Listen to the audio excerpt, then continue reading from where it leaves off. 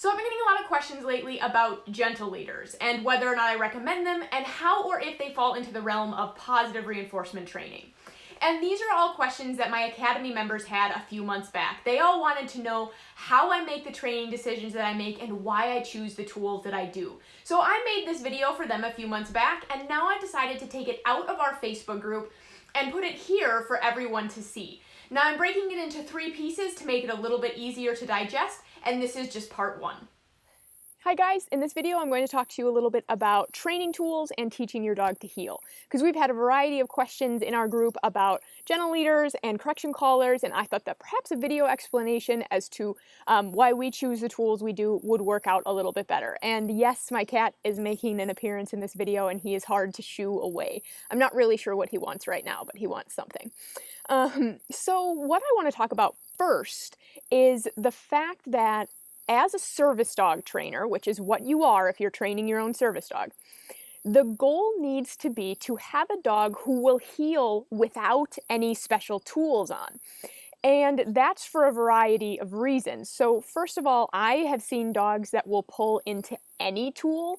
We have dogs that come into our building, or into our facility, dragging their owners down the street in all the different types of correction collars, all the different harnesses, all the different head halters, you name it, and I've seen a dog drag their owner down the street wearing it.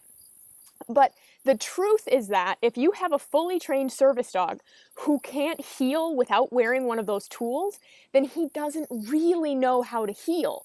And that's a problem. And that's why we try really hard not to be tool-based trainers. So yes, we use a lot of treats. We recommend that our trainers and our students and our clients carry treats with them even when they have fully trained service dogs. But we also want to make sure that our dogs can work without the treats. So this includes treats, and it includes the clicker, and it includes your leash.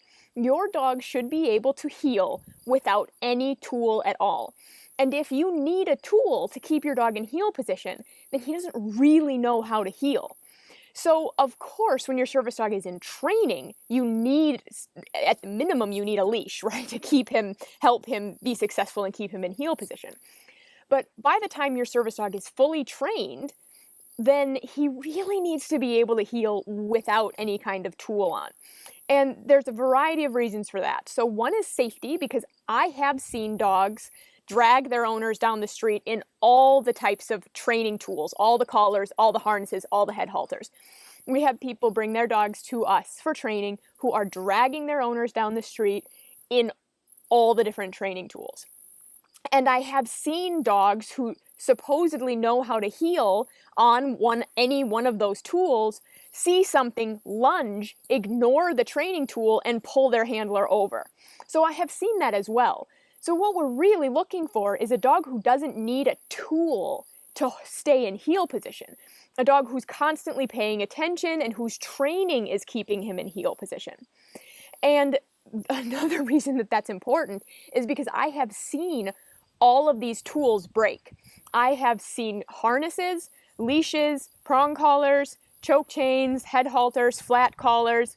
I have seen them all break. And I don't just mean come off, as in, you know, the clip unclipped for some reason, or the dog slipped out of his collar. I mean broke. I have seen the pieces break so that the collar or the harness or the tool is no longer usable. And if that happens to you when you're out in public with your fully trained service dog, he still needs to heel. He still needs to maintain his behavior, even if your training tool of choice is broken. And that is why the same thing goes for treats. While I firmly believe your service dog deserves to be paid throughout his entire career, he should still work even if you don't have treats. Because what if you run out, or your dog is full, or you forget them, or something like that? So we do test for this in our public access test.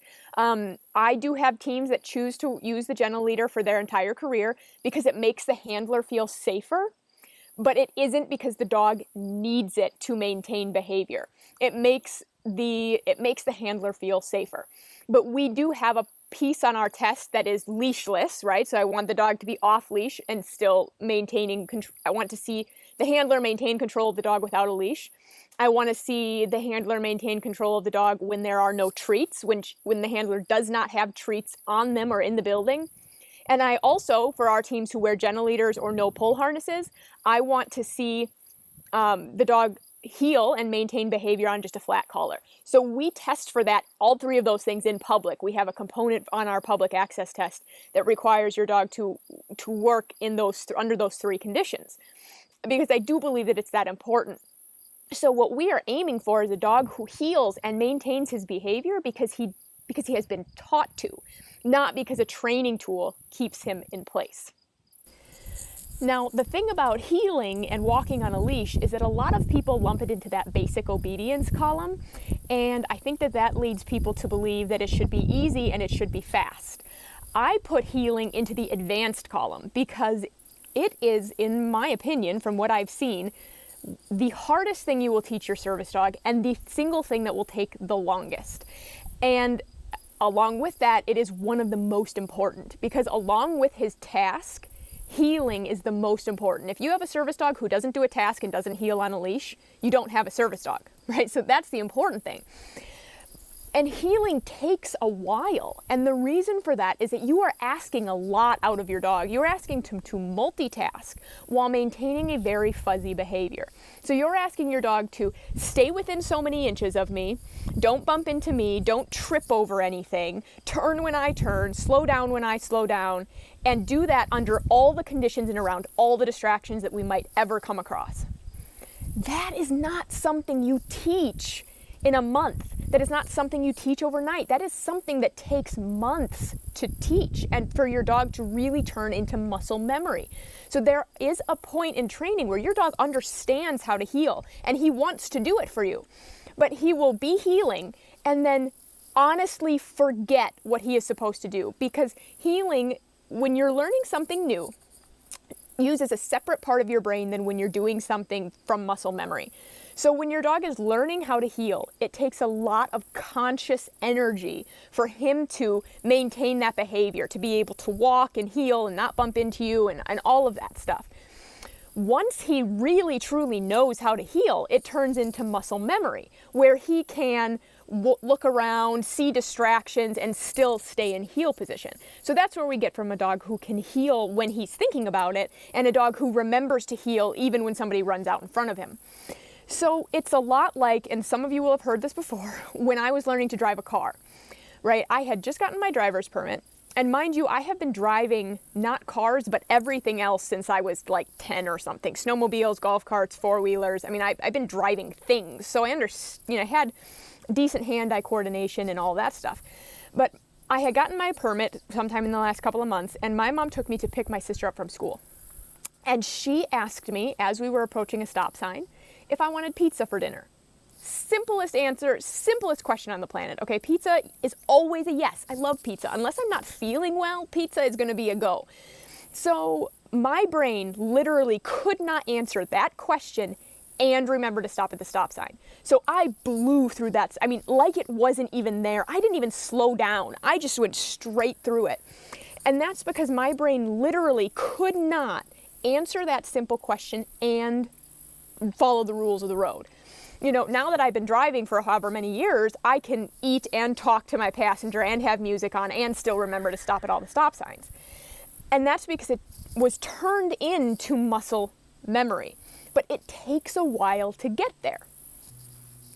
So the truth about teaching your dog how to heel is that if your dog can't heel around distractions, he is not ready to be in non-pet friendly environments. And the truth is that if you're having a bad day and you don't feel like you can control your service dog in training, then he needs to stay home. And the last truth is that if you're going to an environment where you believe your dog will struggle, you need to leave him home. Okay, service dog training takes a long time. You are playing the long game. This is a marathon. This is not a sprint.